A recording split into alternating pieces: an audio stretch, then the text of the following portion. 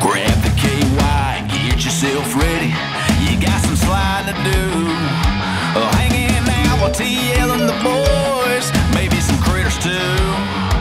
So get your phone and get on the gram. You know where to find the man. Slide into the DMs. Girls on your mind. Slide into the DMs. Well, baby, take your time. Slide, slide, slip it on in. Here we go again. DM Monday. What's up, guys? Welcome to my podcast. Another episode of DM Monday with my co-host Trey Bonner, Matt Burrell. Today we have a special guest. I bet y'all are wondering who the fuck is this guy. A lot of people, ask when we start this podcast, like, dude, what kind of, you're going to be able to have some cool guests on there. Well, I'm having a nobody on today. Spoiler alert. His name is Kavonfar. He's my best friend. We've been friends for how long now? How long have you been sober? 13 years. So we've been friends for 13 years. That's a long time. And but I just thought it'd be a good way for people to get to know me, to have somebody that's pretty much known me my entire adulthood life. And we normally do the interview like 30 minutes out of the podcast, but son of a bitch drove up here from Birmingham and he got here 30 minutes early. So he's just gonna hang out with us the entire episode and see how we do it around here. I mean, this is only our second or third recording. This is number 2. Yeah. So we did one with Kylie Strickland. That one's going to air later on. Bonus episode. But we're going to do this first season of having people that really know me, so y'all can get to know me. But yeah, man, we went to what did we do? We went to South Dakota, Nebraska, Texas, Oklahoma, and then Statesboro, by God, Georgia. Yeah, we've had a crazy last couple of weeks. What was your favorite, Bonner? Probably Oklahoma and Texas. It's just always a good time. Yeah, everything's kind of walkable in the area, and it was fun. Yeah. What about you? I liked South Dakota was cool just because it was something completely different than what we usually do. And then Oklahoma and Texas are great, but also Statesboro is South Dakota. We played in that it was a rodeo. It was like a rodeo. It was an arena, so it was the Black Hills stock show. So like the entire city of Rapid City, South Dakota, that whole week is just cowboys and cowgirls and people selling cows and shit. I know nothing about. It smelled like doo-doo in there. Like, it was awesome. Like real cowboys. Yes, like real cowboys. Like Yellowstone shit. Yeah, Chris, I bought Joel, which is my stepdad. I bought him this knife. We went to Mount Rushmore. And we went to Mount Rushmore, and I went into the gift shop, and I was like, man, I kind of miss my family. Like, what can I buy Joel? Like, you know how he has that big ass knife collection? Oh yeah, like it's like an entire wall of just pocket knives, buck knives. I bought him this knife. It's like elk antler on the handle. Yeah, and then the blade's like this long. And I bought it for him, and we stopped at a gas station the next week. I forgot to take it out of the bus. When we were headed up to, we're heading to Texas. We're headed to Texas. Oh yeah, we were on the way. But on the way to South Dakota, there was all that weather and shit. But we were headed to Texas, and we had bought a hose for the bandwagon. Like we had to fill it up with water, right? And it had like plastic around it. And I was like, well, I'll go and see who's got a pocket knife. Nobody had a pocket knife, and then I remembered that I bought the knife from Joel, And everybody knows, just like Country Boy 101, when you cut something, you're supposed to cut away from you. Oh, yeah. But everybody knows every now and then you'll give it one of these. Yeah. And you'll cut towards yourself. Well, I did it this time. And, dude, when I did it, I went. And then, it just stung a little bit. It didn't hurt too bad. When I pulled my shirt up, dude, you can see the cut now. It doesn't look that bad. This is from Band-Aids being on it. But, dude, you could see, the fat in my arm. There was a hole in his fucking arm. I was like, what's taking him so long to cut this hose? And I go on there, and he's like, fuck it. He's like, we had to go and look. There's an indention. You went down to the white meat. Yeah, dude. There was a bruise. It was bad, dude. It was like. It was yellow. I was gagging outside of the bus because it was. I've got a picture. I'll send it to you. I'm good, man. I'm good. You keep that. But yeah, Terry's just a wealth of information, and most of the guys on the way up to wherever we're going, they'll just get hammered. So Terry was talking a lot. He was really drunk, and he's just Yeah, man. You know, like he grew up in Inslee, so like I'm pretty sure him and his friends grew up getting stabbed on a regular basis. That was a so, thing. Like, he was like filling me in. He was like, "Yeah, man, we got to get some tape. We got to put something on that right now." And like everything that Terry told me that would happen, like that weekend, like the effects and stuff, they all happened. He was like, "Tomorrow, your arm up here is going to be sore." Like, Dr. Terry. Yeah, Dr. Terry. Like sometimes Terry says stuff when he's drunk. I'm like, all right, I got to take this with a grain of salt. But like this time, he was dead on. He's like everything. Rasputin. It's like a redneck looking Rasputin. Like the dude's just a wealth. Like I'd put money on him if we sent our guys, like, all of us, to go and play Jeopardy. I think Terry would win. Yeah, Probably. He's knows really the most. smart. He's a wealth of information that night. He's a well-traveled man. But I was thinking, like, let's not go to the emergency room. I've already done that once, being on the road, going to the ER. Like, I don't wanna, Rustin, Louisiana. yeah, I don't want to be that guy. So I just took 2 Band-Aids and just put them on there on my arm and, left it on there for like 4 days. Then I cleaned it and I've, like, let's see, Sunday was the first day that I took the Band-Aids off. So it's healing up now. Yeah. Yeah. What was your favorite stop over the month of February? Oh, dude, just Statesboro, Georgia. I mean, the energy in that room's unmatched. I mean, we've done a lot of things in the last year and a half. We did the Morgan Wallen show, in Auburn, and we did Rock the South, and I mean, what else have we done that's like super cool? I mean, all those rooms. Like, I mean, even the show that was up here, not far from Cahoots. Cahoots in Lebanon was good. Stillwater, where we just were. no, in the Oklahoma. other place where Marathon. where McKinney almost died. Oh, Martin. Slide and Martin. ride. Slide and ride's like top 5 for me. Yeah. But like, I don't know, man. The energy in Statesboro, Georgia, is just like unmatched. I think it had something to do And, with like, it being over a year since you'd been there, because you guys used to Yeah. go once a month. Do you think waiting a year to Yeah, go and back I think there? it's just like the history that we have there. Like, I'll never forget the first time I ever played there. We played in Tuscaloosa on like a Friday night from like 10:30 to 2:30, and then we drove all the way through the night. We got to our hotel that Alex had booked, and it was like too late to check in there, and then like we couldn't get a refund, so we were just like, fuck it, we'll drive all the way. We drive to Statesboro. William booked us on this like frat gig that paid like $350, and we played out in the hot sun, and nobody gave a shit. And then like that night we were supposed to play at the Blue Room, and I was just thinking on the way over there, it's like, dude, I don't know how I'm gonna like pull this off, Thank God it's only 2 hours, And then we walk in to the Blue Room, and like the energy is just like awesome, And I'm like, hell yeah, And then, we didn't really make a lot of money that night, but then like a year, we kept going back, and then like a year later, William really took care of us. So it's just like, I feel like William invested in us when like he gave us a chance in another market where we typically don't play. And I don't know, it's just a cool thing. I mean, I had the crowd chanting "Eat my ass" at one point. I was telling Chris about that over at Mexican, dude. Yeah, you had that crowd like wrapped around like your hand, and then "Single Again." That was the coolest "Single Again" moment that I've seen. Yeah, dude. I mean, it feels cool to like. I mean, it feels cool to like, especially the first time we played there when Dick Down Dallas had just came out. And it was cool to have a room, sing a song that I put out, every single word. But then to have another song that I wrote that I put out as an artist sing back to me. And they were singing "Shut the Door." They were singing a whole lot of other. I mean, the crowd in Statesboro, and it's funny because it's a college market, so the kids change every 4 years. What is that like for you, Chris? Oh man, it's unreal. I mean, I know you weren't there, but like you've been to shows. Yeah. And like, It's unreal, man. Like when you came back like a month after Dick Down in Dallas came out, and you did Zydeco. yeah, Like I remember standing there on the side of the stage, and you did a whole lot of nothing. yeah. And then at that part in the song where a hometown boy playing a sold out show, and you stopped, and the place just went fucking nuts, man. Yeah. Like I remember I looked over at my wife, and we both had just tears rolling down our face because everybody was there to see Dick Down in Dallas, of course, but like then you heard that, Yeah. and like that place was nuts. And, like, Yeah, it was cool because like we put out a whole lot of nothing in March of 2020.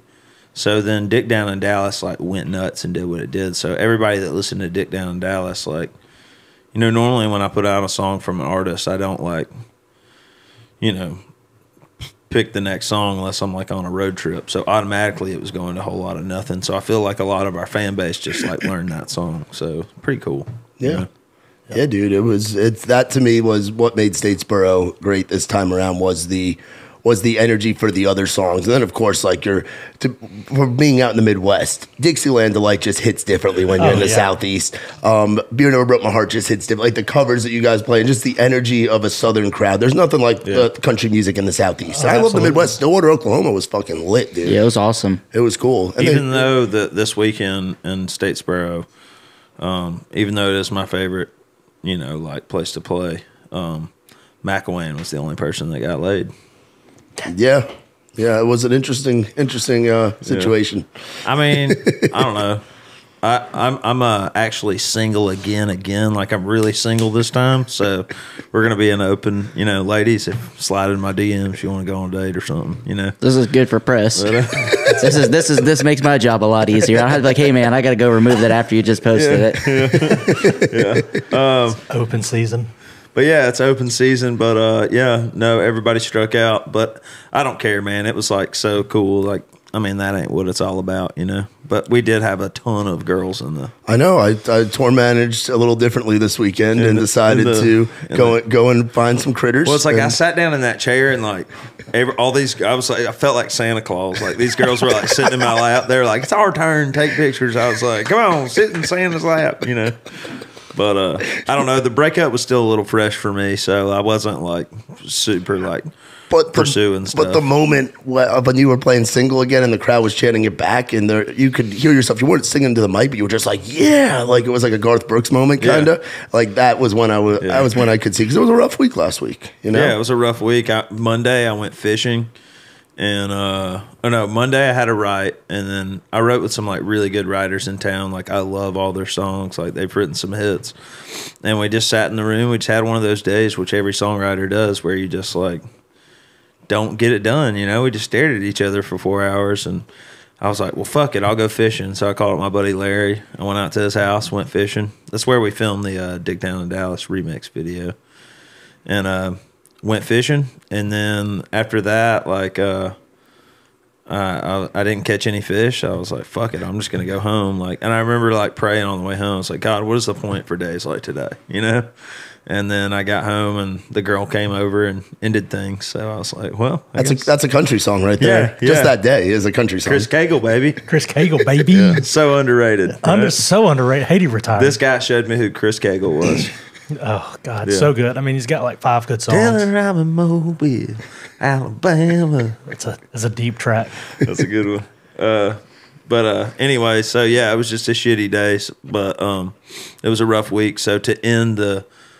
because we're off for the next 2 weeks. So to end that little, part of shows for, in that manner was fucking awesome. Yeah, do you know where we're going next? I don't. That's your job. We're going to Bristol on the 12th.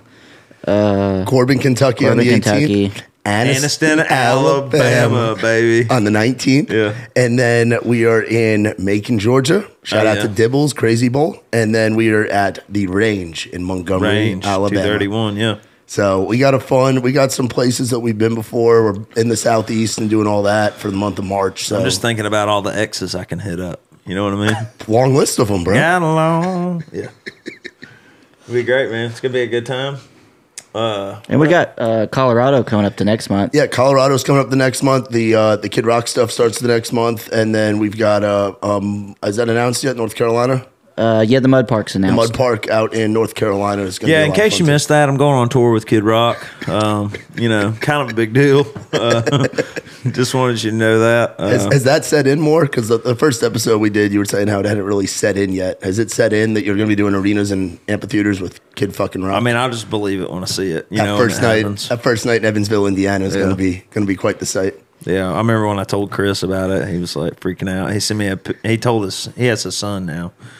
And he told his son about it, and Chris like sent me this picture of his son like doing this on his. He was. That was the one you showed me, right? Yeah. Well, no, that's his thing now. He does that, but like what it was Trey had FaceTimed me one night, and my wife and my daughter were at gymnastics, so it was just me and Kane at the house, and so I'm sitting there talking to Trey on FaceTime, and Kane's sitting right there, and we're talking about Kid Rock, and I get off the phone with Trey, and Kane's like, "Dad, I love Kid Rock."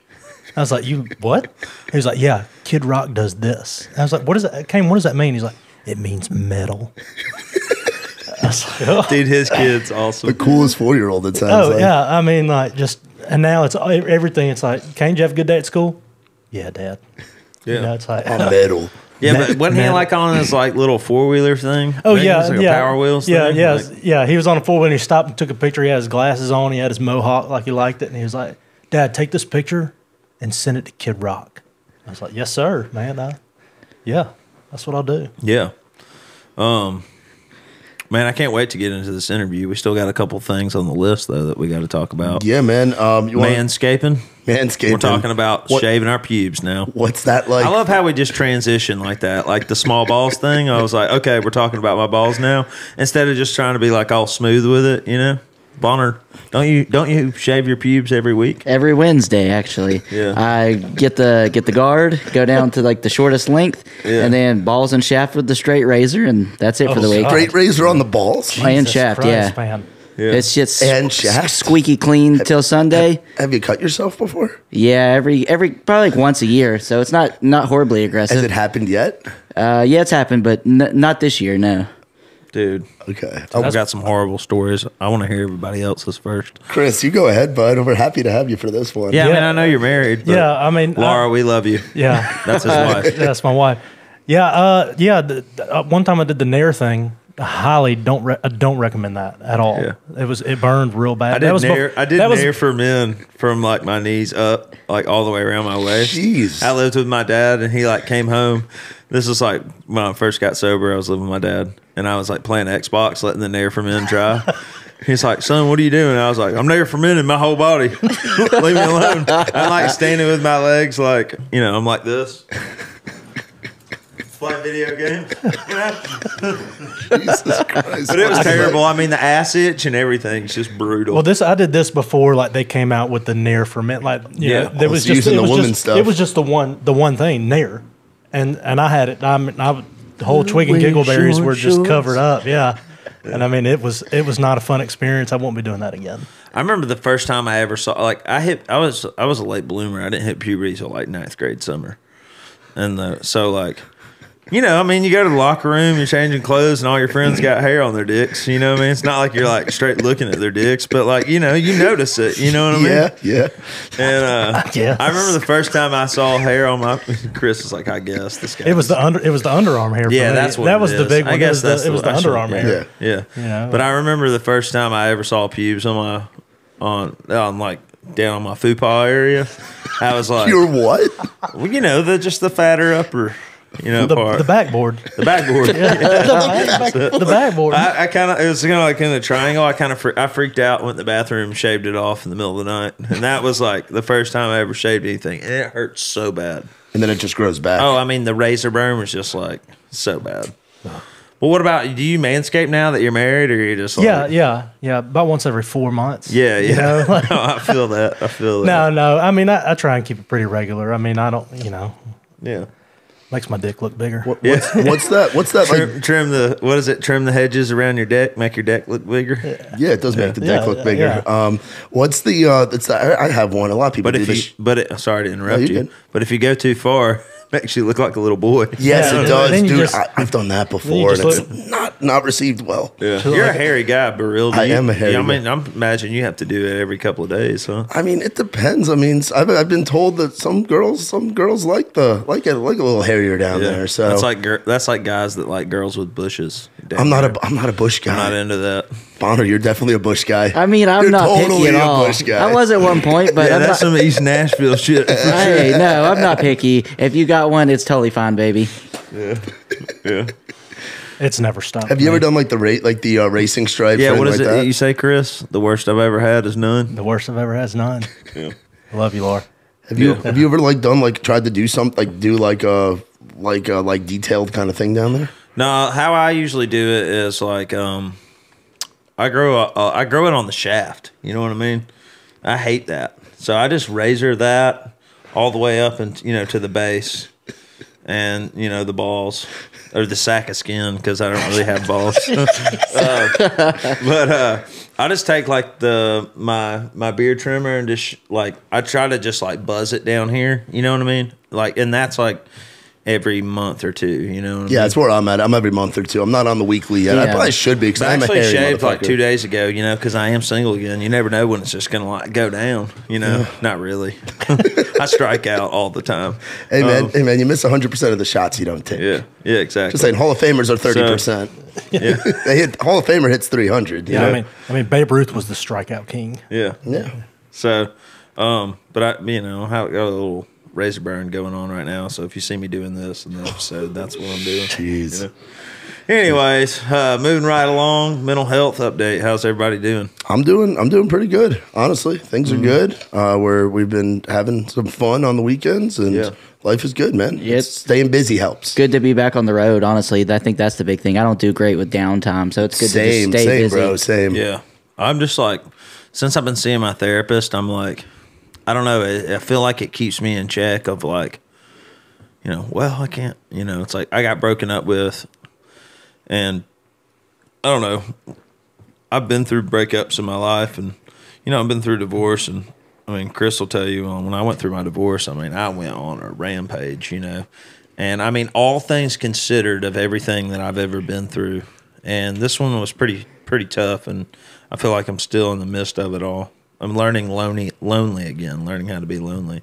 But like, all things considered, I'm doing really good. I haven't gone out and done anything like too crazy, you know. But I feel like having that accountability of somebody to talk to is like, I know that my appointment is next Wednesday, and like, you know what I mean? I don't want to go be like, well, I did this, you know, and hate myself and, you know, all that stuff. So the things in the mental are doing good. I'm, you know, every time I go through a breakup, I write great songs, and, you know, maybe I'm just better off single. I was thinking about it the other day. You know, 90% of my life problems have been because I've been in a relationship with somebody that I shouldn't be in a relationship with. Yeah. Yeah. You know what I mean? It works like that sometimes. I mean, same here. Can confirm. Moving on, Nashville late night food scene. What's that? I had Taco Bell last night. Dude, the Taco Bell by my house closes at 11 o'clock. So does mine, bro. And what drives me nuts, because I think I had kind of prompted this. I prompted this the other night because I was driving around trying to find somewhere to eat, late night stoned, trying to find somewhere to go and eat. I didn't want to sit in the fucking Whataburger drive-through for an hour and a half. That Whataburger in I've Hermitage seen is that a pain in the ass.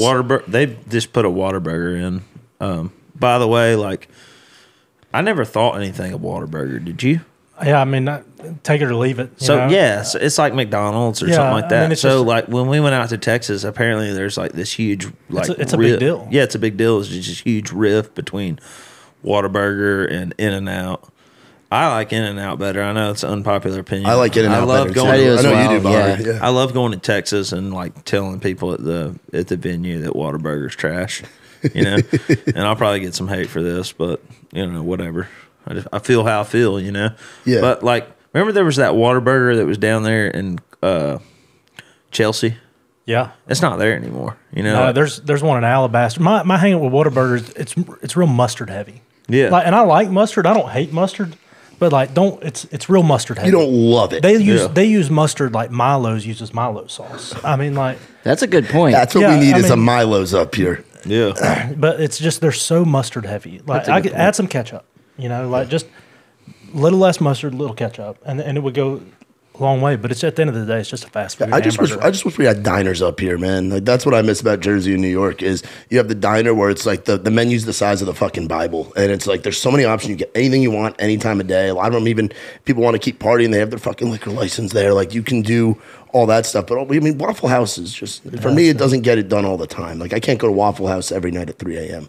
There's people that do. I just can't. I love Waffle House. I do too. We make the mistake. We like it seems like only on Sundays we crave Waffle House and we go, and then like the church crowd shows up and it's like, oh shit.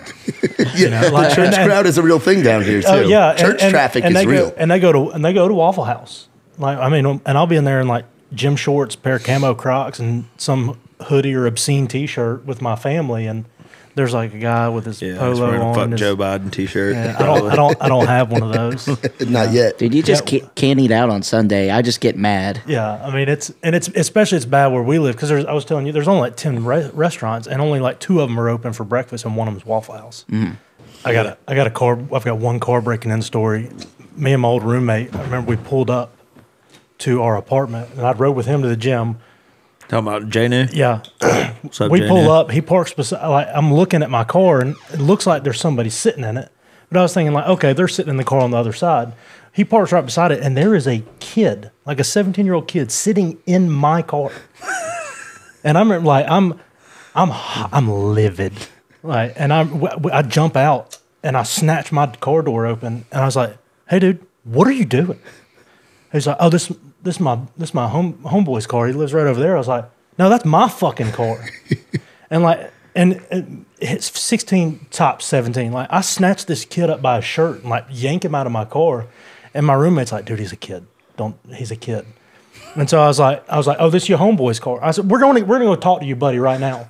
I was like, "What apartment's he You live went in?" full like old man dad. Yeah, like, on and this kid. I'm dragging this He's kid. the bad cop. Yeah. J-New's the good cop. I'm dragging this kid to the parking lot. Like, you were just in my car. Like, let's go talk to your friend. He's gonna tell you that. Yeah. He somehow like snatches away, and I've got a piece of his shirt in my hand. He takes off, and I don't know what I've always been a little on the husky side. I don't know what I was thinking I was going to chase this guy Beefy down. boys. But we chased him for probably a good. I was about to say a mile, but it was probably like a quarter of a mile, and we gave up. And then I was like, let's just call the cops. Nothing ever came of it, but I had a drill go missing. I had a $600 remote control car that was in my truck go missing.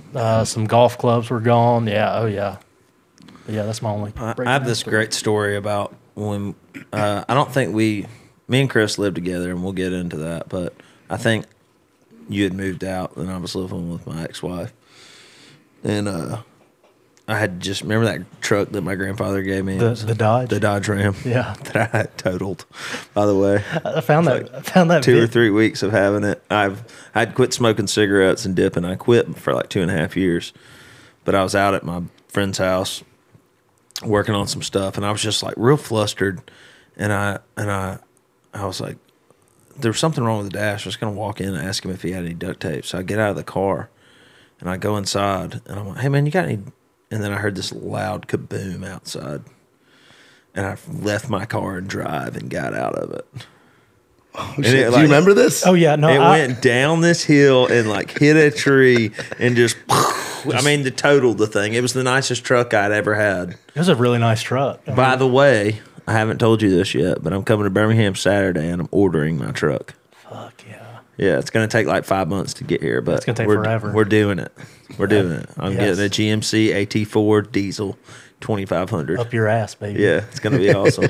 So then your truck window It's can going to be get. my fuck you truck. So then your truck window can get smashed Yeah, in but on I ain't Music got no Row. guns. That's Yeah, all that's it true. was. Just leave it unlocked. I'll still probably drive the van down here, you know, Yeah, or it's the safer. Sequoia. The Sequoia. I'm gonna keep the Sequoia because you know it's my dad's, and I just can't like get rid of that thing. Oh, yeah. But anyways, back to the story about my truck and that apartment that we used to live in Vestavia. This is in Birmingham. One day I was coming home and there's like these three or four kids like in the thing, and they almost hit my car, and I don't know, like they were like "fuck you" or something. I was like "fuck you," and like I pulled around the building, and I'm getting out of my truck, and I'm about to get jumped by all these kids. we were living together, by the way. It's like, yeah, where we live Yeah, together. yeah, because you had called me or text. But it's like, you know, like I kind of got scared, you know, like It's like Step Brothers you know, with the you kids. think you're like a Billy Badass, but like when there's like 4 or 5 kids about to jump your ass, you know, like if I punch one of these kids, I'm gonna go to jail. You know, I was like, I'm a grown man.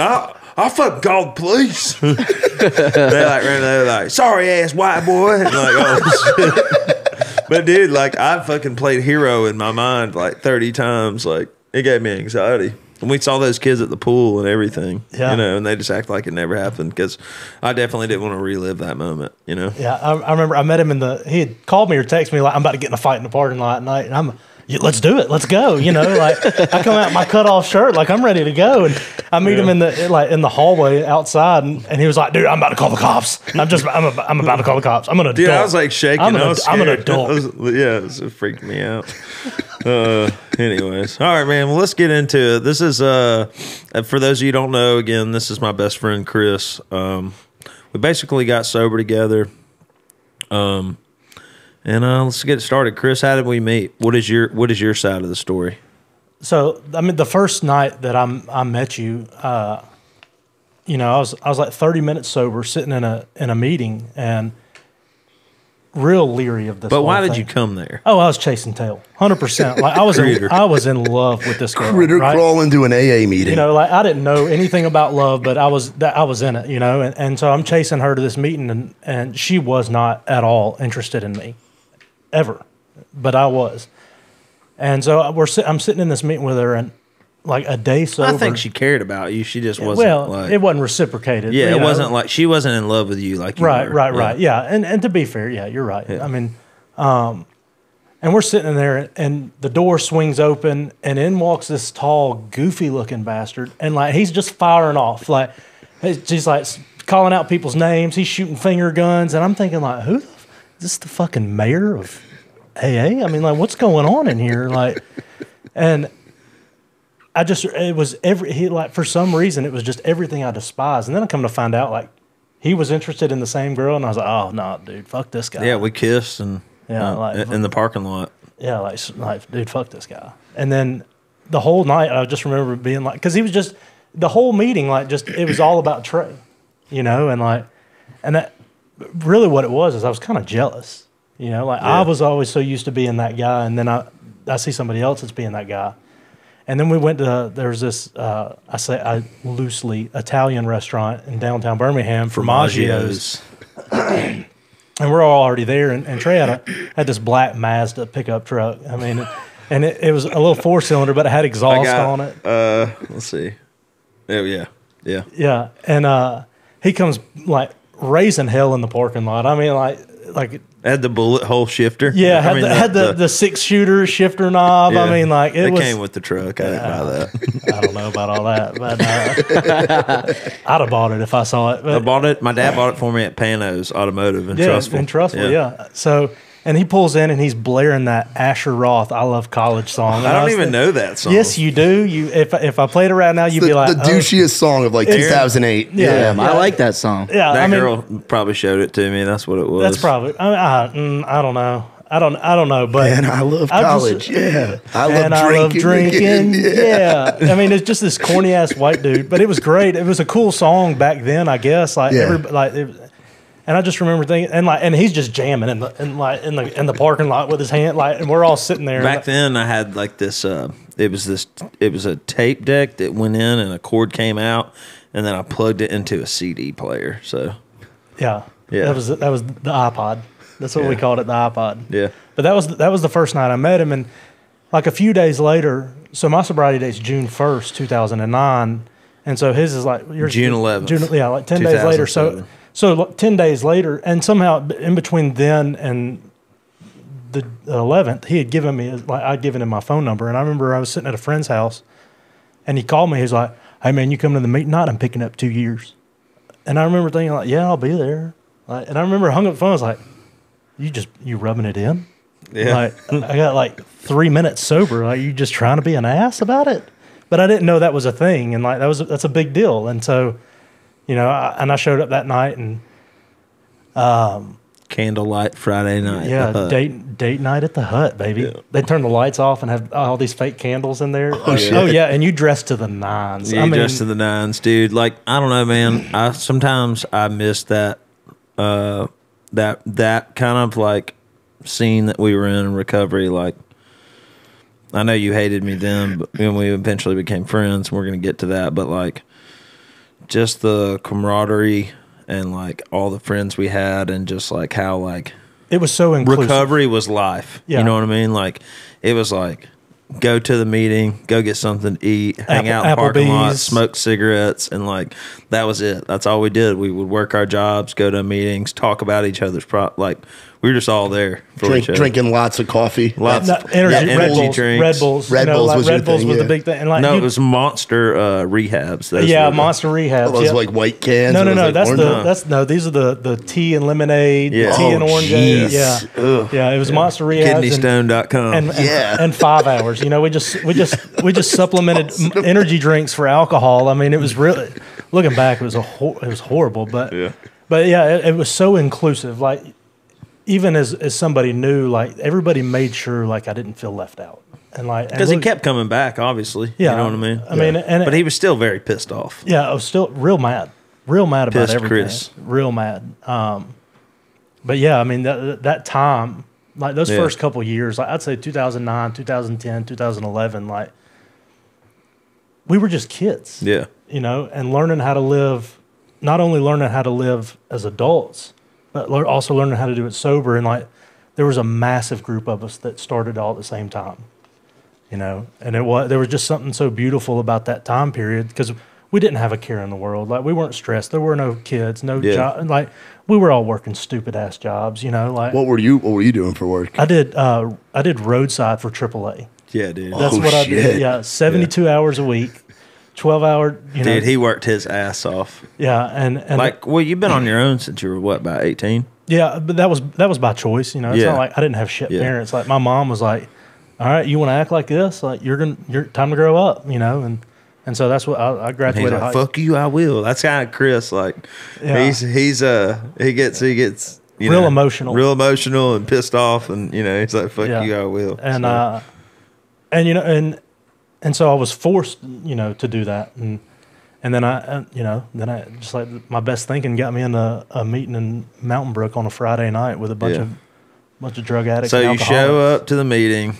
It's my 2 year. Is it 2 years? Yeah, it was 2 years. It was 2 years because you're coming up on 15. Yeah, it'll be 15 in June. It's so crazy. I'll have 13 in June. Yeah.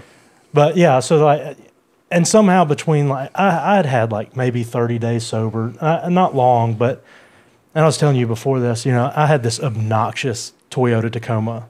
It had like 35-inch tires, an 8-inch lift. Wheelies in the parking lot. A four-banger that had headers on it, and we'd cut the exhaust off. I mean, it was just obnoxious. I had no business driving that truck or owning that truck. But, yeah, we did wheelies in the parking lot, you know, and all kinds of shit. I mean, just... Took it to Daga. I mean, damn. Yeah, took it to Daga. But, like, I remember immediately after the meeting, and I was mad about something. We went bowling. That's what it was. Was it bowling? We went to the Vestavia Bowl. Yeah, okay. So we had I guess I got my feelings hurt about something, probably with that the girl. Yeah. And I tear out of the Vestavia Bowling parking lot, and I'm just giving it hell. And I get on the interstate, and Trey called me. He's like, "What's up, dude? I mean, where you going?" I was like, "Dude, I'm not doing this. I'm going to get high. Like, I'm done." And he was like, "No, dude, just come over to my house. Let's hang out, and then tomorrow I'll ride with you, and we'll both get high." And I was thinking, like, motherfucker, I'm gonna call your bluff here, and so I went over to his house and I never left. Yeah, he just moved in. I moved in. Like he had a bedroom with a bed on the floor, and I was like, so, and it just happened. Like I never left. I mean, and I remember that night on his back deck. I mean, we cut up, and I laughed harder than I've ever laughed in my life up to that point. And here's like my side of it. It's like, you know, I'll never forget. He stormed out of the bowling alley, and I walked outside and I called him. I was like, dude, just come to my house. So I left and went to my house. And at the time, like, you know, I was really into that girl too, but like she wasn't giving me the time of the day either. She like found her next boyfriend, you know. And I just remember us both being kind of like torn up about it, but we weren't talking about it to each other. Yeah.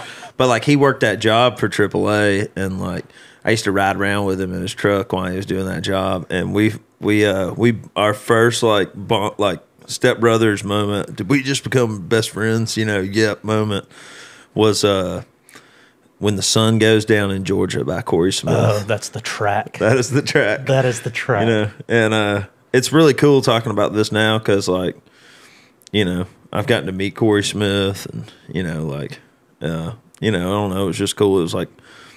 It was just like that moment where it was like we were just singing that song, and we like looked at each other, like, dude, we just became best friends, didn't we? You know, and yeah, dude, he just moved in, never left. I mean, we shared underwear. I mean, yeah, like we had a community. You know, the plastic like 3-drawer bins. Yeah. In our laundry room there was one with underwear and socks. And it was just the community bin. Like it didn't matter. Yeah, I mean, I don't think there's another motherfucker on this world that I would share underwear with. Yeah, same. You know? I mean, especially me, as much as I shit my pants and shit. You know? That was a thing. Look, every grown man has to shit their pants at least once or twice a year. Just keeps them humble. Yeah.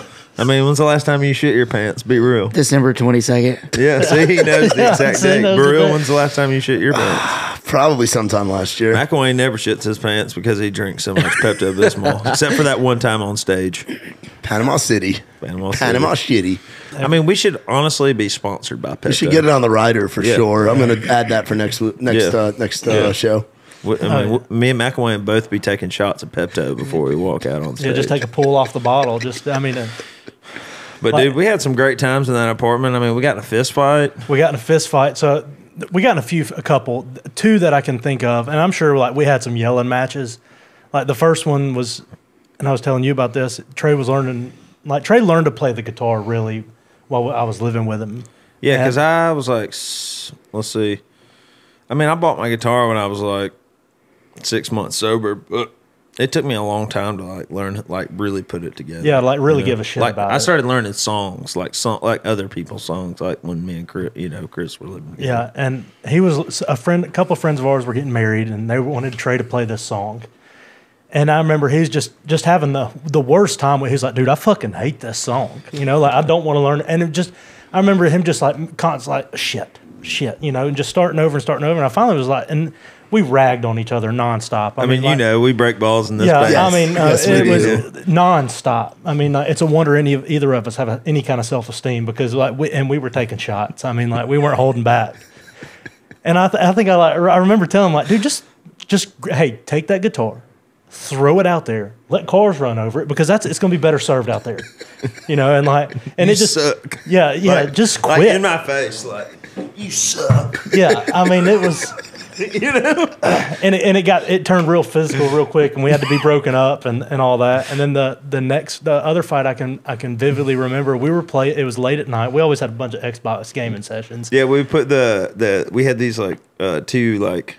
They're like these chairs, but they're just like real cheap and red. And we'd put them like in front of the TV. Like in front of the TV. Yeah. And we were playing NCAA. I mean, I was beating his ass. He had the Florida Gators and with Tebow, and he was just running the option. So we play another game, and I get like New Mexico State. And this is NCAA. And of course, Florida was number one, and I was probably using Alabama or something because Roll Tide. And the next game I was like, all right, I'm going to be Florida. You pick the worst team. And so he did, and so I started waxing that ass, and I remember I got in his face. And I was like, "Take that!" And he just out of nowhere, like he reached up and grabbed my throat. Jeez. And I remember, but there wasn't a fight. I was like, "My bad, dude." It was like we were both so shocked, like that it escalated to that point. Yeah. Like I mean, it was like one of those, like both of us were just like, "What just happened?" And I think we made a rule from then on out, like we'll never play against each other. Yeah. Like, we can't do that. We can't play games that are against each other because we almost killed each other that night. I mean, but I remember him it was like a. Yeah. And there's always this like, anytime like if I go home for Christmas or like I'm just home and we go over to Chris's, like we'll talk about video games, but we don't play them together. Yeah, but we don't. Yeah. I mean, I think one time you came home and we played like Tiger Woods, and of course, like it escalated. Like we were just talking shit to each other. And it was kind of one that was like, all right, let's stop. Hole in one, baby. Yeah, let's stop. Let's stop this before it gets physical and we wake my family up. There's one fight that you're not mentioning that we're going to talk about. I think Laura will think this is funny. Chris's alarm clocks. Oh. They're the worst. So, Brill, you'll know this because you used to work in radio, but My Kind of Party was a Brantley Gilbert song. He wrote it before it was ever, a Jason Aldean song. Yeah. And we used to love Brantley Gilbert. Oh, we were just all about it. Yeah. We have a friend named Herbert. He passed away, which is, worth mentioning. You lived with Herbert for a little while. Yeah. Me and Herbert Ward were friends. And, you weren't with us when we went to the Bama Jam. No. That was when they stayed in a camper and you and some girl stayed in a tent. Stephanie. It was just real bad. I remember hearing about it, thinking like, well, I sure am glad. But dude, we saw Brantley Gilbert on like this small stage at Bama Jam. It was like, it wasn't the main stage. It was like the small stage, and there was probably 150 people out there. But like, this was like before I guess he had his record deal. But we saw him play. My Kind of Party, Dirt Road Anthem, and then at the end of his set, he was like, "I got this song. Jason Aldean's cutting it," and it was that what's that song? The worst of your memory, the best of me. Best of me. Yeah, that's a good Best one. of Yeah. Me. Yeah, I love that song. It's a heater. Yeah, dude. dude. Oh, dude. He changed the lyrics though. It was like, Aldean cut it a little differently. it was like, well, I still love it. This is both good. You know, they're both great. But it was like stepping over my beers as she walks out the door. Yeah, dude. That was a song I listened to a lot when I first got sober. Yeah. So, anyways, it was just like that was a cool experience. But Chris has this like, you remember the iPod docks that you like put your iPod on? iHome. iHome. Yeah. Well, Chris had one of those, and Chris, like, when he's asleep, there ain't no waking him up. That thing would go, like, and I was working in Bradford, which is a treatment center for drug and alcohol addiction, and I worked there for 7 years. But anyways, I was working there, and I just started working there, and I worked the 3 o'clock to 11:30 shift.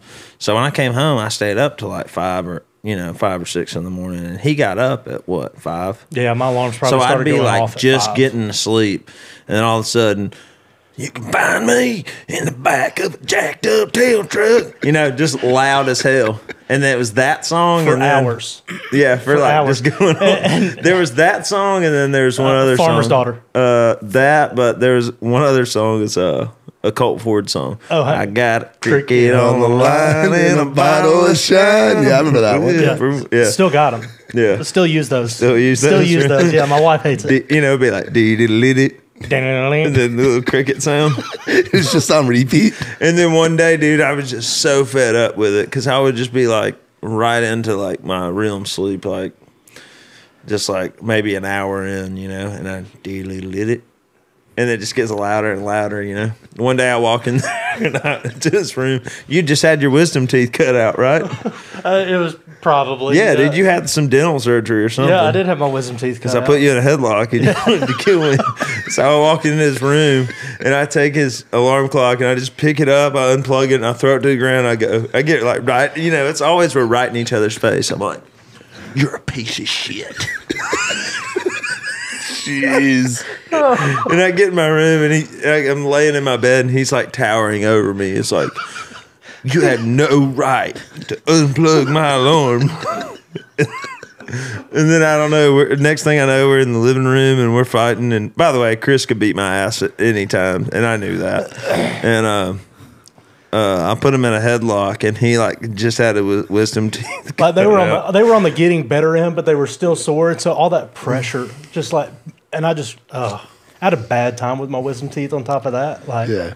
And then he left, and then like I don't know. It was probably 30 minutes later. I called him or he called me, and he was like, we were just like, yeah, I'm sorry, dude. Not going to happen again. I think that was the day where like it was all settled down. I'd come back and you'd like I was in the living room, you'd walk in the hallway and you'd like pointed at me and you're like, I'm about to go in my room and pray and we're going to have a good day. Yeah. You know, and we did, you know, we probably did something stupid like best friend day or something like that. But man, we had good times. We always had, you know, best friend day, and we would, you know, we would get those Stouffer lasagnas and we would cook those, and then the family size. Yeah, the family size. That's important. Eat them. All of it.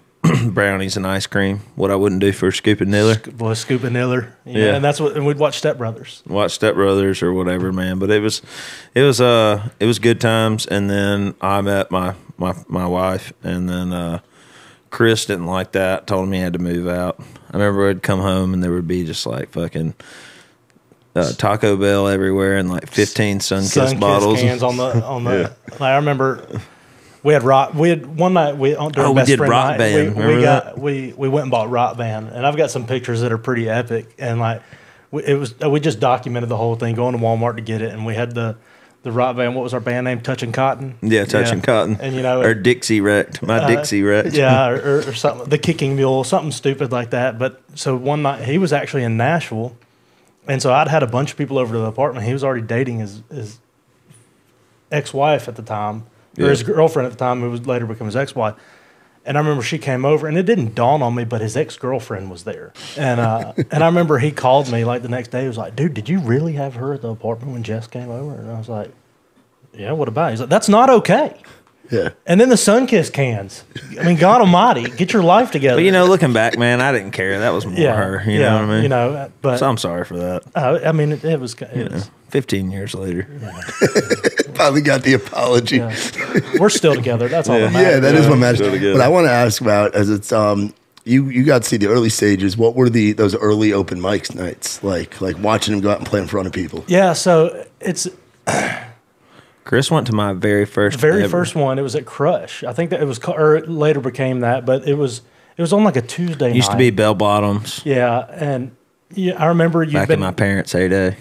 You'd been working on a few songs, and you were like, "Hey, dude, I'm gonna go do it." Terrible.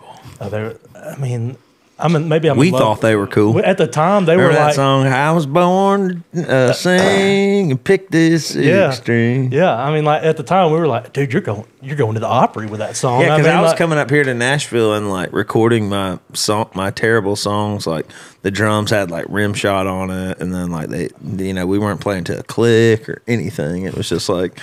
But look, I'd come up here and record them, and then I'd come home with like a CD, and I'd be like, "Chris, listen to this." Yeah, like we had the boom box in our living room, and if we just play like Frankie Didn't Die Out in Montana on repeat, and like and that, but that's so bad. Oh, it was bad. Like looking back, like now when he sends me a rough cut, it sounds 15,000 times better than his final versions. Yeah, but. Yeah, so I mean, it was really like I remember he was like, "There's this open mic night," and I was like, "Let's go." and you had like that Brad Paisley replica guitar. That's it was an Epiphone hummingbird, so it looks like a Gibson hummingbird. And like Ella has one. Yeah. And that like cheap pickup that went behind your strings, and we show up and you played, and there's like 9 people there, and none of them play country music, and so.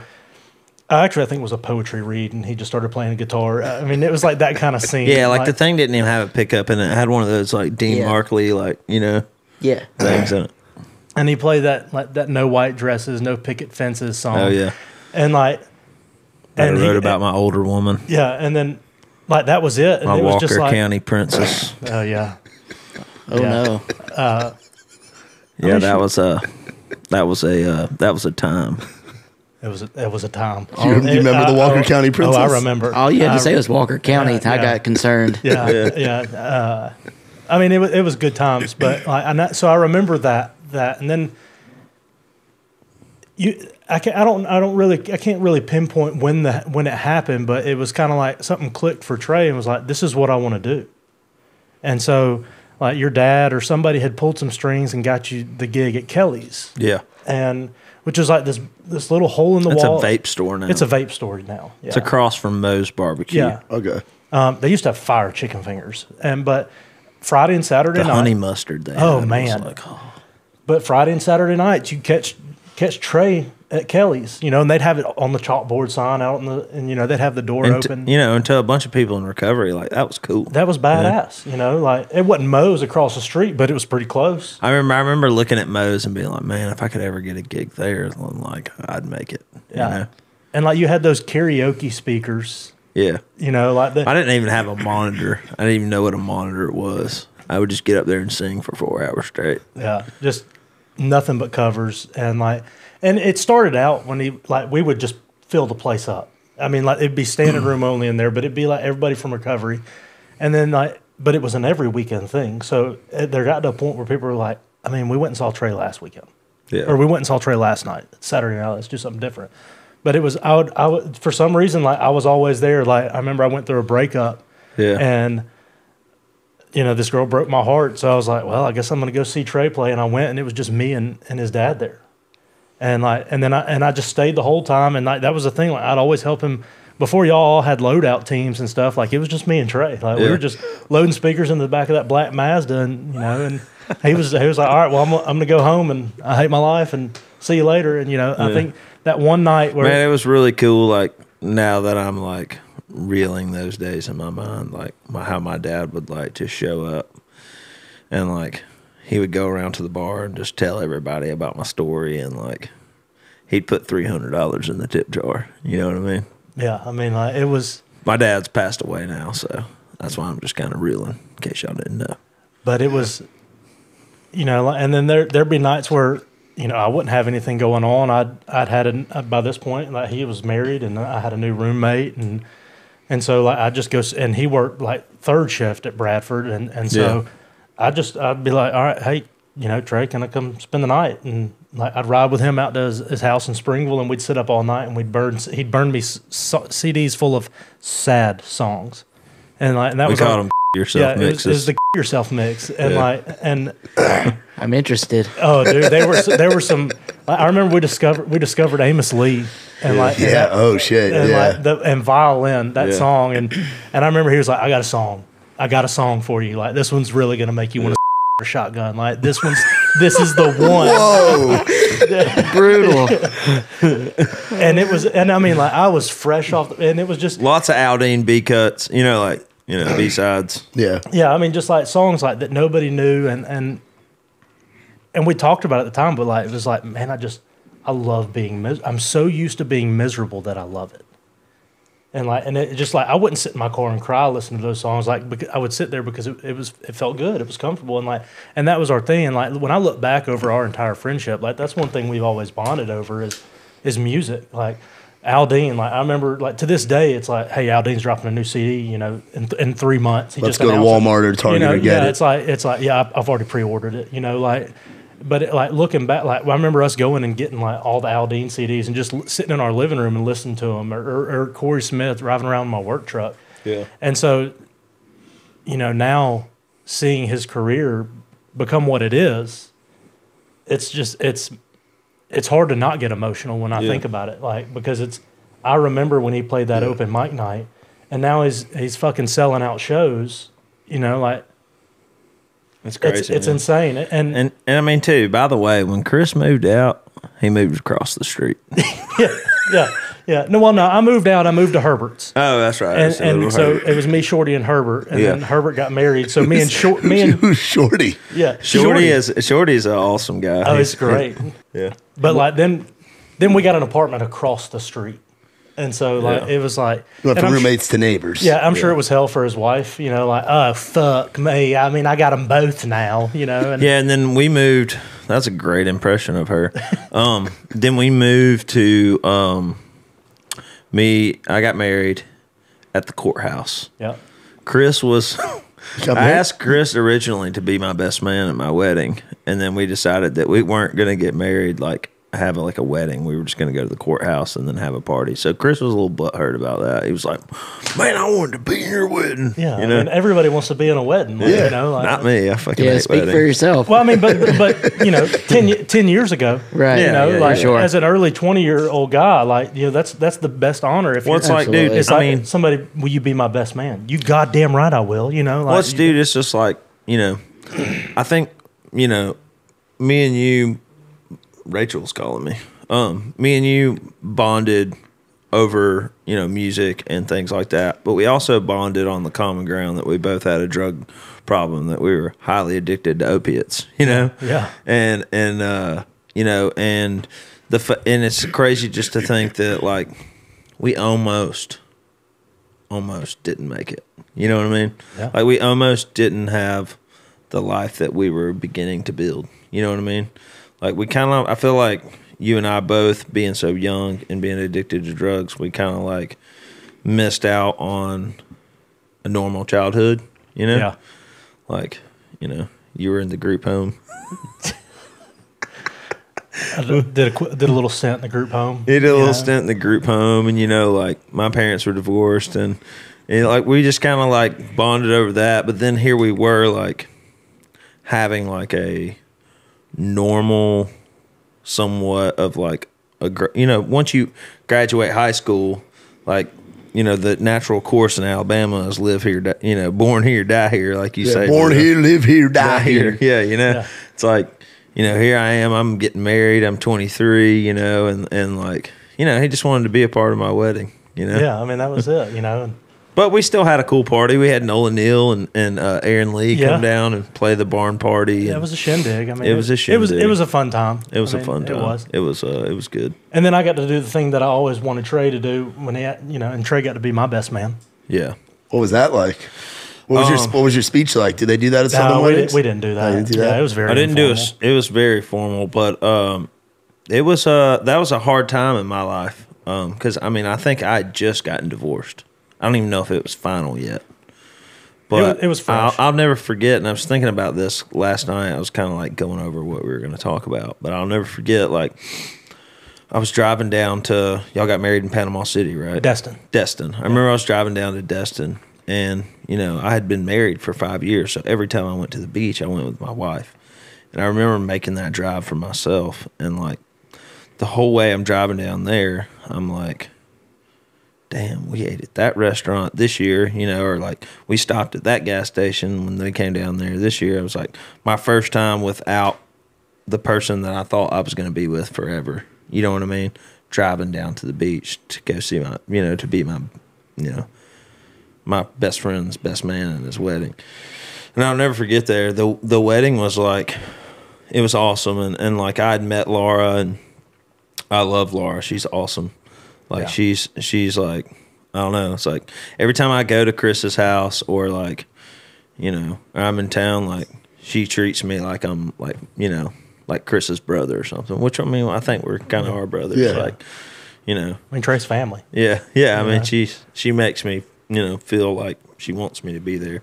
But, anyways, I'll never forget. Like I just, while like they were kind of like getting things ready, I just like gathered myself, because it was an emotional time for me, and I walked over to the beach, you know, and I just remember like going over there saying a prayer. I was just like, God, like, you know, I hope this marriage is like awesome, make it awesome, and hopefully they never have to like experience like the kind of hurt and loss that I have. And I remember like going back over there and telling Chris that I like said that, you know, and then like we were looking at each other and we were like both crying. Yeah. You know what I mean? Yeah, and Chris had his earrings in. And yeah, like, I mean, just, you know, I mean, it was like the golden hour. It was just awesome, man. And then, you know, there wasn't a long enough time to cry or like hug it out, because like it was like, here comes the bride. it was like, know? let's go, you know, like we. Yeah. And I honestly, I don't really remember much that we went to go eat at that restaurant. Yeah, we went and ate at Lulu's. Yeah, at Lulu's. We're fancy like that, you know. I mean, and that was it. Like we didn't want a big fancy wedding. Like it was just one, because we paid for it, so we didn't have the you know. So we just said, hey, we contracted a company, and they did the wedding. They had the venue, they had the location, they had the decorations, they had the officiant. I mean, it was all like, it was just kind of like in and out kind of thing, Yeah. but it was perfect. Yeah. And but he was my best man, and so he got to be there, and that was important to me. I remember like at this point he was starting to play more shows, the full band, and yeah, dude. And I mean, I was full on busy. I think I'd played like 4 shows, and then I drove down to his wedding with like no sleep. yeah, like he'd played a show the night before, but I remember telling him like months leading up to it, like, dude, my wife will never forgive you if you miss this. Yeah, like you can't miss because I this. missed J-New's wedding. Yeah, J-New's like him and Chris lived together. They were critter crawling and doing all kinds of crazy den of stuff. sin. And I was married and kind of like living vicariously through them, you know, in a sense. Like, you know. But I had a show we played that show with Joe Fortner. That's how I met Mitch, the Hoss Cat, my bass player now. And but I was going to the beach the next day, and I missed J-New's wedding. So like, and when you're a musician, like I always tell people that are starting to do music, like, you know, like what, you know, they're like, what's some advice? I'm like, you're gonna miss some weddings. You're gonna miss, you know, like Dewey Cox. You're gonna miss. Gonna miss a few births. You know, can't expect me to be around every time you decide to birth a child. You know, but you know, I'm just saying, like, that's part of like having a music career and being dedicated to this, is that you're gonna miss out on stuff. But I mean, I'm not gonna miss out on my, you know, being my. But yeah, he had to, you know, he kept reminding me and telling me, you know, that I needed to be there.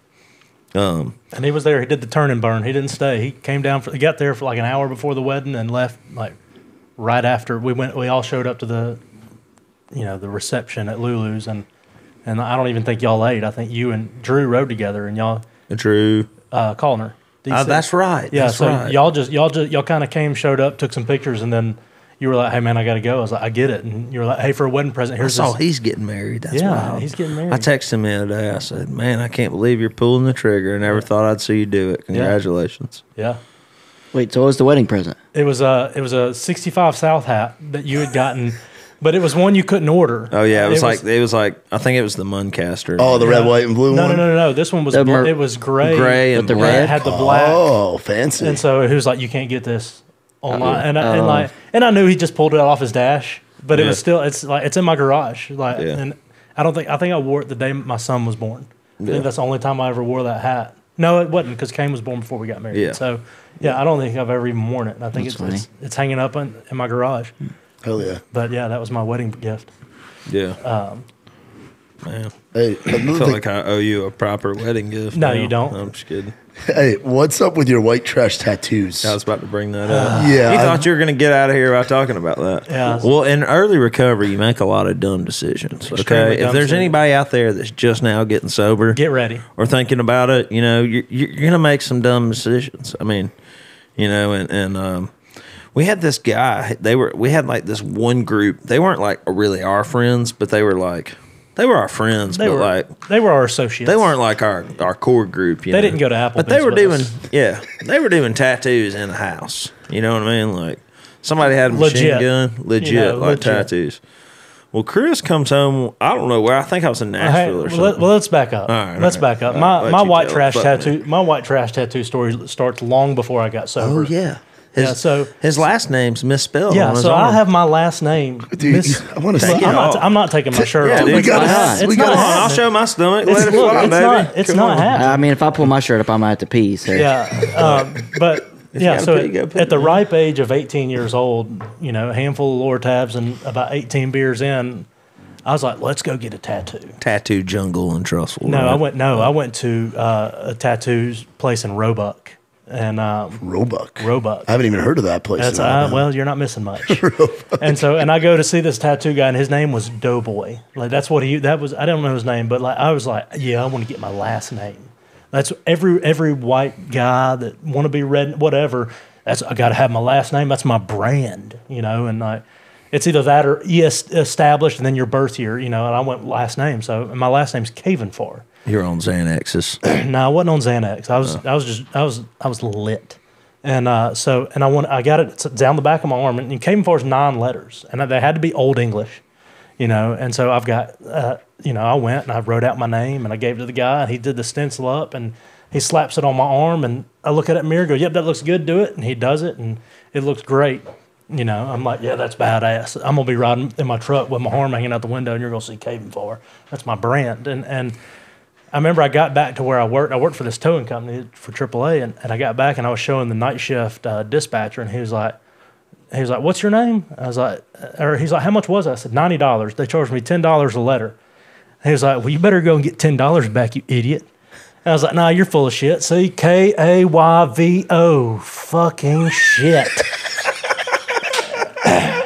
And so my arm says Kavofar instead of Kavonfar. And I remember thinking, in that instant, I was like, hey, do we got any sandpaper in the garage? I was about to go sandpaper it off. Jeez. And I didn't, but so that started my tattoo. So a lot of people would just call him Cavo. Everybody just calls me Kavo now. Kavo. Yeah, but Larry Hill used to call you Kavofar. Kavofar. Yeah. And so that started. And most people, you have a tattoo experience like that, you're done. Yeah.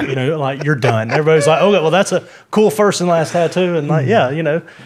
And so then I get sober, and I'm 6 months sober, and of course this cool dude that was smoking crack a year ago was like, yeah, man, I got a tattoo gun. I was like, really? And this was back when, mind you, this is 2009. Affliction was at its peak. Yeah. Yeah, dude. And Route Route 21, remember? Well, you Did always y'all ever shop there, Route 21? Well, that was I don't even know what that is. that was where you could get the knockoff Affliction. Yeah. There was Affliction, and That then there was back Route when, 21. That was back when Brantley Gilbert and Colt Ford were sponsored by Affliction. That was Yeah, dude. all they were wearing for Yeah, stage. Aldean wore Affliction. Yeah, It was a cool the thing. UFC, all those guys wore Chuck Affliction. Liddell, Yeah, they all yeah. had, so, and I had this Affliction shirt on, and it had wings on the back. Yeah, angel wings. It was red, and the wings were like sway. Black kinda, yeah. black velvet, Yeah, black velvet, yeah. And I remember, so I look at this guy, I was like, you know how to do tattoos? And he was like, well, yeah, I got a tattoo gun, and that was all I needed to hear. I was like, you think you could do these wings on that shirt? And he's like, oh, yeah, 100%. Let's do it. When you want to do it? I was like, when can you do it? He's Shoulder blade to ass like, crack. shoulder blade to ass crack. I've got these wings. We got see half to your ass show him. you got to show it to the crowd, all right, man. all right. Take the headphones Jesus off. Christ. It's so worth it. It's bad. Can you see him in the shot? Oh my God. What fuck, Chris? Yeah. Chris, what? Wow. Was that one $110? Yeah, how much was that one? I think it was free. I think it was on the free. It was on the house. That was free. But the thing is that he never got him finished. He Yeah. went to Tattoo Jungle. Yeah, in I Trustful, went and what's the lady's name? Tracy. She like fixed him up really good, but he never got him finished. I'm not going to. Yeah. You know, it's They're like one of just those there. Like it's just there for your kids It's to there, look you at know, when so, you and like- get older. You know, And mind you, it might have not been. It might have not been as cool as I thought it was in 2009, but I'm gonna tell you where for real how it's not cool. I got 3 kids and they love the beach. They love the beach, and so anytime we're at the beach, it's like I always hear murmurs like, "Mommy, look at that guy's angel wings." You know, it's like, and then I see girls with like pretty much essentially they're the same awful. way. That's the they're- worst tattoo ever. But yeah, so that's been my thing. Like, you know, that's my and I want to get more tattoos. You know, But the hope and faith one on your the fate. It's like one of those it's like an ambergram. Read or it this something. way. It says hope, and then No, this one just says faith both ways. But Okay. it reads it both ways. It reads Yeah. faith, and then I got yeah that one's really that. cool. I got it says Father, forgive them, for they know not what they do. You know, I've never considered myself to be a real religious person, but that was one of those things. Like we started having friends die. We believe in Jesus. Yeah, you know, but You believe in the higher power, you know? Well, that and I grew up in church, and so I am. I mean, Jesus died for our sins. I am religious, but like I'm not at church every Sunday, you know, and Yeah. but like, and I remember seeing that after we'd had a couple friends die, and I was like, you know, like, Father, forgive them, for they know not what they do. Yeah. And it just fit, and I was like, this, instead of me getting all my dead friends' names tattooed on them, this is what I'm going with. And so, and that's what that's Yeah, what that because was. if that was a thing, like if we were like getting our friends' name, we'd Be have covered. tattoos all over our bodies. Be covered. I mean, and Yeah, it's crazy, It's been man. of all, like we were talking about that crowd when we got sober. Like, there's not many left, and it's not because they relapsed and they're doing better now. It's because they died. Yeah. You know, like, and that's I mean, I remember, damn, dude. I mean, you were how many days were you sober when Joey died? I had a little over a year at that Yeah. point, but like Yeah, that was man, the first one. That like, was the first one. I mean, we would carry his casket to his Yeah, well, I mean, we were gravesite. pallbearers. It was crazy. Wow. Yeah, and like that was the first of many. yeah. It was nuts, man. And but yeah, I mean, But that's why I always say, like, you know, I have a song coming out called "Hate This Town" March 4th, which it'll probably already be out by the time this episode's out. But you know, Sacco, we were going through what? It'll be out on the 28th. Yeah, this will be out the week before. Okay, Or the yeah, week of. Okay, cool. Don't be shaking your head like you're my mother. Like, I was doing the math in my head. I was looking at I'm like Bonner. doing the math. I'm like, fuck, what's today? anyways, but I was watching this. I'm trying to have a damn serious moment here, Baru. Anyways, I was watching. We're putting some homemade videos into the music video. yeah, And I was watching this video, which we're gonna save it for. Have I sent you the song I wrote about my mom? It's called "Whatever She Sees in Me." yeah. Yeah. We're gonna save it for that video, but it's me on Christmas morning. My mom bought me my first guitar, and I'm holding it, and I'm just like playing the strings. And my mom's like, "You might be a big star one day." And I'll never forget, we were on the bus headed to South Dakota. Everybody was asleep, and I'm just like watching that video. I've got a radio interview, you know, in like 5 minutes. I'm just sitting there like boo-hooing, crying my eyes out, trying to pull it together. And it's not that, you know, my first guitar, you know, it's the fact that I almost didn't make it to where I am. You know what I mean? Like one wrong or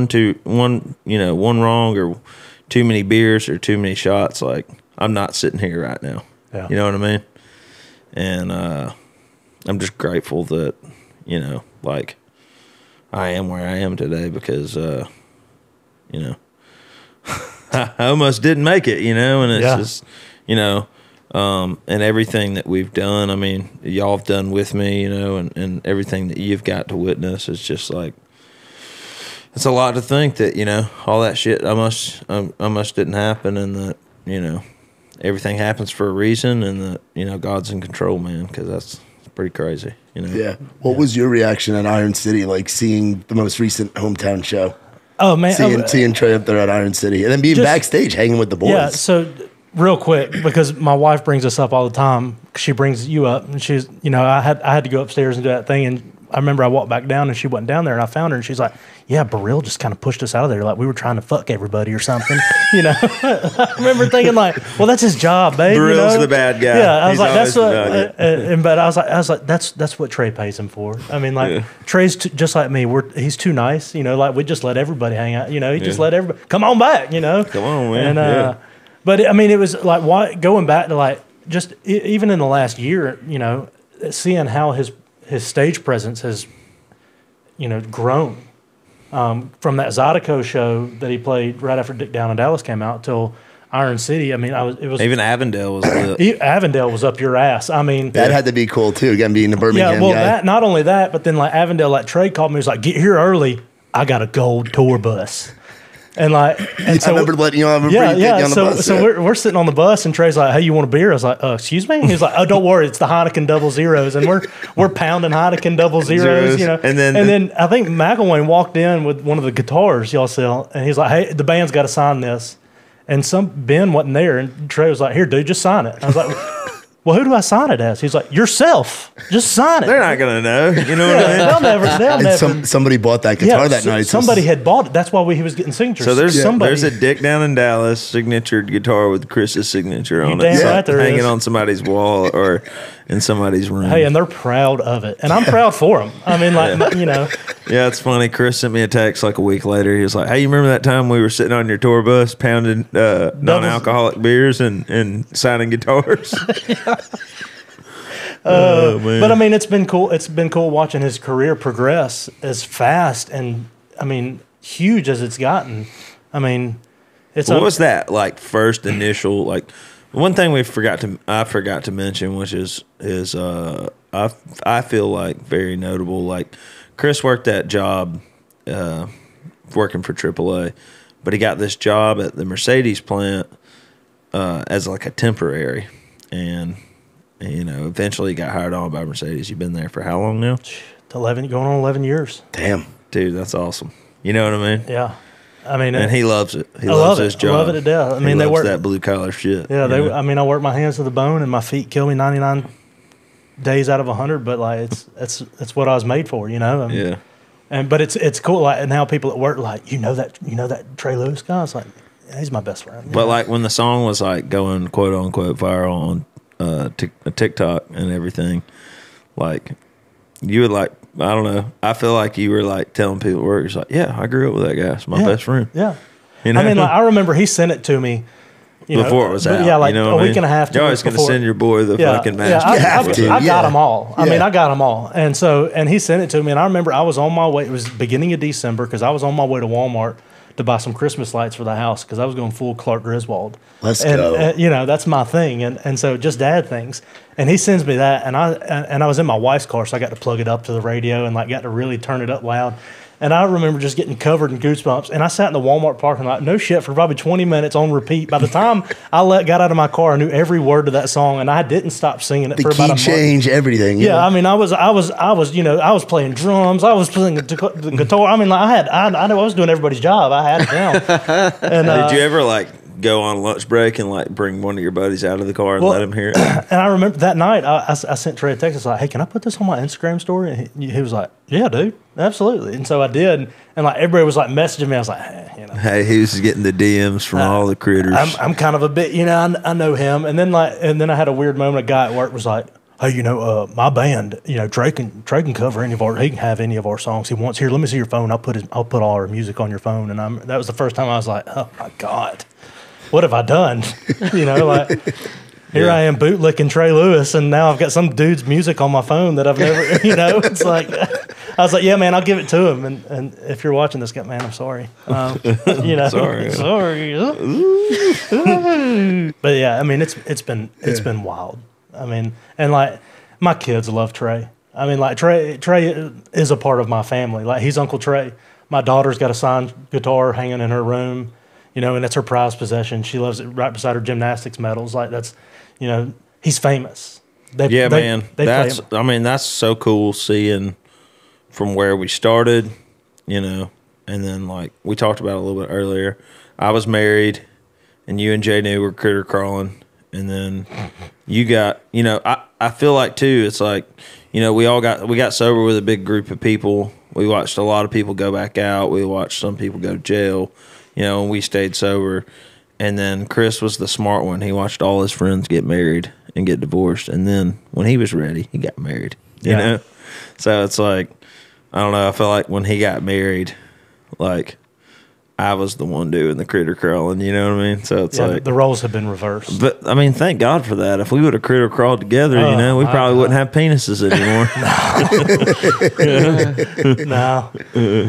But I don't know. It's pretty cool, man, to watch Chris be a dad. I'll never forget when Kane was born. I went to the hospital, and it's before all this COVID shit. I got to hold him, you know, as you know.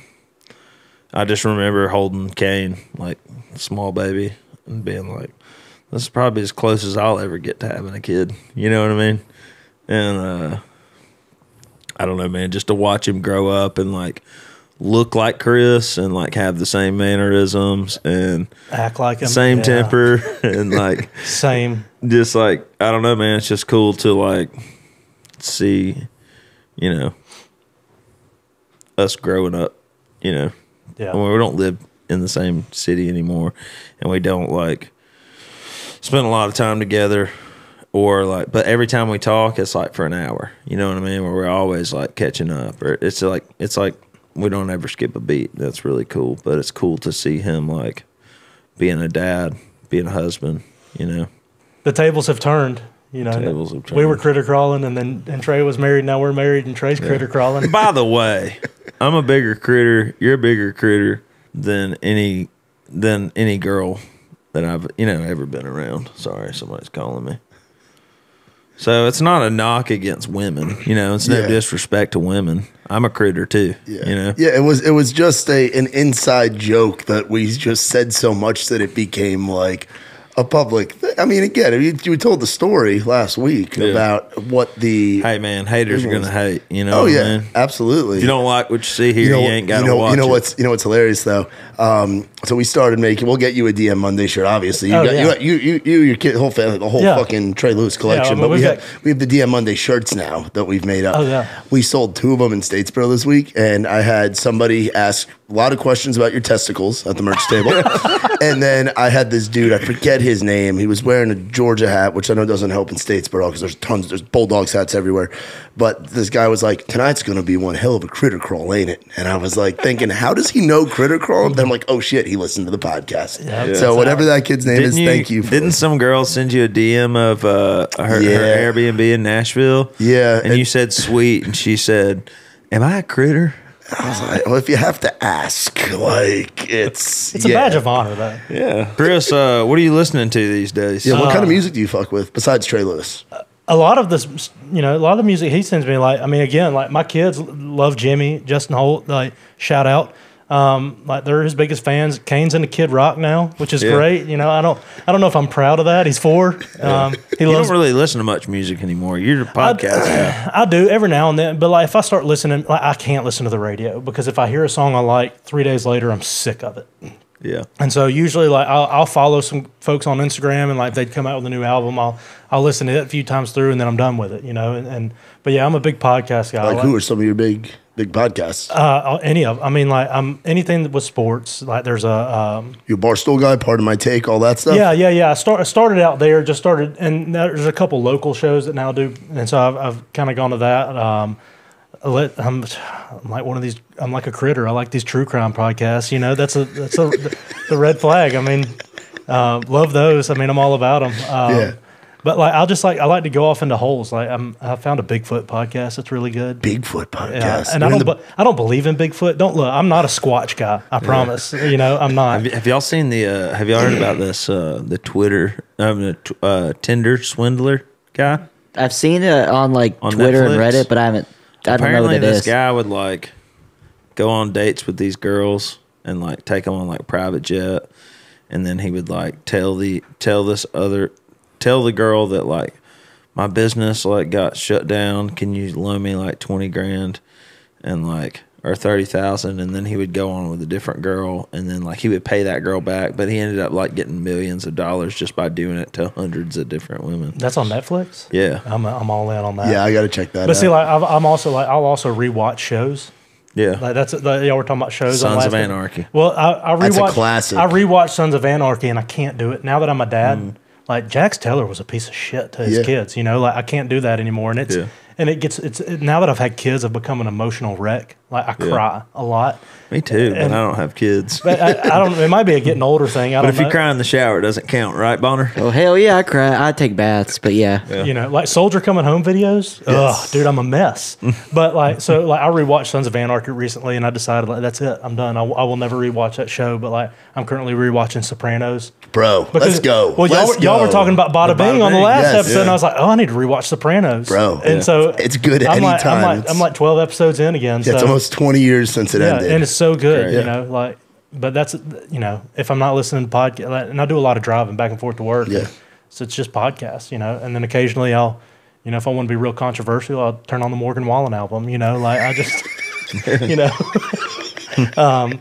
but yeah, I mean, that's, I like a lot of the mainstream stuff, but I also like, you know, like up and coming artists like that Treys introduced me to. Like I've really started following these guys. Like, and there's a lot of them from Alabama, And there's which a lot makes of- it that yeah, much more which enjoyable. It's makes like it that- rooting for the home team. so it's like almost. whenever we go see Trey, like we also know the people that are opening for him. Jimmy or Ella I mean, or all Clay. of them. Yeah, all of them. And so like Yeah. we're big, like my daughter's a huge Ella Langley fan. Like Yeah, I mean, she's got some great stuff coming, dude. She's passionate. We're So- actually going to have her on the pod next. hell yeah, Yeah. yeah. So my kids won't be. My kids were like, Dad, we can't wait to see it. And nah, y'all ain't watching this one. No, watching I ain't this. listening to this. You one. said your son wanted to come up here, right? Yeah, Kane wanted to go with me. I Oh, was like, Kane, I gotta go do a podcast. He's like, what's that? I was like, well, I'm going to talk with Uncle Trey. He's like, oh, all right, I'm coming. I was like, no, well, not this time, man, not this time. I can't wait till he's older and we can go to like Six Flags and stuff. Yeah, and I good really time. want to take it. Like, there's a guy at work. Me and a guy at work. We're big Kid Rock fans. Like, always have been. And he was like, "You need to take Kane to a Kid Rock show." I was his age when I went. My dad took me to my first one, and I really want to, but I don't feel like that's acceptable now. Yeah. You know, like he's 4. The people watching what that kid will see. Yeah, it's not, you know, it's like, and we're real in front of our kids. Like, Yeah. I'm not one of these parents. Like, I'll look at them if they're acting up in the car. I'll turn around and I'll beat your ass. You know, I'm not going to beat my kids, but like, No, but you're gonna put the fear of but God in them. I'm gonna talk to them right because they're gonna hear it at school. So, but I just don't know if I'm ready to take a 4-year-old to Kid Rock. Yeah. What about you, Burrell? What have you been listening to? What have I been listening to? I've been listening to a lot of Corey Kent recently. A lot of the Texas artists. I don't know if it's just because we were out there recently, but a lot of that stuff. And then Nick's new song's fucking great. Yeah. Angels in a Bar. That's Yeah. a really cool song.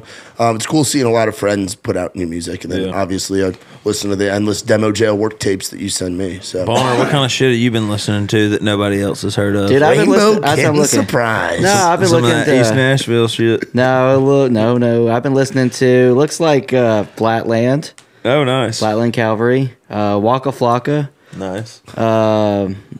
Jaded, and looks like that's really about it. And then some old Drake. Yeah. No Phoebe Bridges and Nothing crazy right now. yeah. Nothing, no sad girl stuff right now. Well, if anybody gave shit, this is what I've been listening to. A lot of Colby Cooper. Yep. You know, man, I just think he's awesome, dude. I'm ready to hear him on the radio. You know, Yeah. I've been listening to the radio a little more often, like just driving to Music Row every day. Which station you been jumping on to? I don't know. I just, you know, my car doesn't have an antenna on it, so I just kind of like scan until I hear country sounds. I think it's like a 103 something. Right? Yeah, 103.3. 103.3. Their studio's actually right across the street. Oh, okay, Funny cool. enough. So I've been listening to Colby Cooper, Cody Johnson. Yep. I think that new record's just like, I think Cody Johnson's like, I think Ward Gunther said it best. Cody Johnson is music that you raise your kids to. You know, Yeah. it's just like I mean, he's like the new George Strait. You know, he's Yeah. just good. And with that being said, I've been listening to a lot of George Strait, like some of the later stuff, like Best Day of My Life and like Living for the Night. You know, some of the like later George Strait stuff. His nostalgic kind of stuff where he's looking back in his writing. That stuff. And then what else have I been listening to?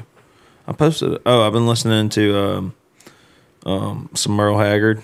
You know, I just have this playlist on my Spotify. It's called I think it's called "Going Where the Lonely Go," and it's just like it's a kill yourself. Yeah, I'm all about it. Shotgun playlist. You know, like an hour. Yeah, every now and then I'll get off on the Gary Allen train. Oh, dude, I haven't got. Dude, you know, I never really give him much credit, but like he was a big influence of like my voice and like my sound early on. Well, I'll never forget. We watched that when he did. You know, we're not talking about "Desert Loves the Rain." Song sucks. No. When he did, when Gary Allen they recorded that when he played at House of Blues. Yeah. We watched that live. Like we had recorded it, and dude. because I remember he was getting tattooed right before he went on stage, like on the back of his neck, drinking out of a solo cup. Yeah, you know, and like he goes up on stage, and it goes like, and he's like literally strapping his guitar on, and they're wiping the ink and blood off the back of his neck, and he goes out and he kills it. Like, I mean, badass. Yeah. But yeah, man, that's what I've been jamming on. Last time we talked about this, I hadn't really been listening to music, so yeah, I was like, man, fuck, I gotta start listening to music so I have something to talk about on the podcast, you know. What else we got? We're supposed to talk about the Super Bowl halftime performance. I actually didn't watch the Super Bowl because I was TMing and driving the bandwagon back. So I just heard all about it. Yeah, we can hear all your resentment in your voice with that. No resentment. It was good. We made it back. Yeah. Yeah, I mean, I watched it. I was crip walking in the basement. I mean, Were you? I was there. Yeah, dude, I thought it was lit. I enjoyed it. Everybody that didn't like it can eat my ass. Yeah. What'd you think about Snoop Dogg with the joint? I thought it was cool, man. Like, It's very on brand. I mean, I thought that like everybody that didn't like that either doesn't get that kind of music, didn't grow up in that era. Like, I thought it was great. Oh, it was unreal. I mean, unreal. Yeah. And to have like all that talent on one stage and who one cares performance, if they were insane. lip syncing? Yeah, I was reading. I think that's part of the contract Yeah. with that. Like, you have to. Right. Yeah. I think Justin Timberlake and Janet Jackson might have had something to do with all the rules they have about that show now. Probably. But yeah, that halftime show was the tits. I mean, that was Yeah, it was awesome. Me and my wife sent the kids upstairs, and I cranked the TV up, and like we were just reliving, you know, like Yeah. I saw a meme or something on Facebook where it was like people were like us growing up, like we would always wonder, why is it Bruce Springsteen? Why is it the Rolling Stones? Like, why is it stuff that like our parents would enjoy? And now it's like fast forward and it's like, oh, cool, finally something we like. And it's like, oh, wait, we all have kids. Yeah. Oh, yeah. I mean, It shows that you're like, as we get older, like the music that we grew up on is now becoming, it's never like a modern act. It's always like somewhat nostalgic. Right. Yeah. Just know that your kids are always going to know Dick Down in Dallas. Yeah. Oh, I mean, don't get me wrong. My kids know who Dr. Dre and Snoop Dogg and Yeah. Eminem are. Like, I mean, like I said, we listen to good music in our house. Hell yeah. And so so do our kids. But yeah, I mean, like that was great. Yeah. It lived up to the hype for sure. Well, I think we're hitting the closing up here, huh? Think so. Think so. Awesome. Chris, do you feel like we talked about we didn't miss out on any stories? I mean, dude, we could go on for another few hours at the end of the day. We totally could. You know, I feel like we covered the most, you know, we hit the high points. The high points. Hey, biggest piece of advice for someone just getting into recovery as kind of not quite an old timer, but you guys are close to that stage now, double digit years. I mean, like the cliche still stands. Like, keep coming back. Like, even if you don't believe it's working, prove everybody wrong. That's what I've always done. I remember I sat down with my first sponsor and I was like, "This is bullshit, and I'm going to prove it to you." And he was like, "I can handle that. Let's go." Yeah. Like, just keep coming back. Keep showing up. It will come, you know, and that's what I did. That's my experience. Is I kept coming back. Thank y'all for watching my podcast, DM Monday. I'm Trey Lewis. Please rate and subscribe, and we'll see y'all in the next episode. I'm single like a middle finger up in the sky. That middle finger telling her to kiss my ass goodbye. I'm single like a middle finger up in the sky. That middle finger telling her to kiss my ass goodbye.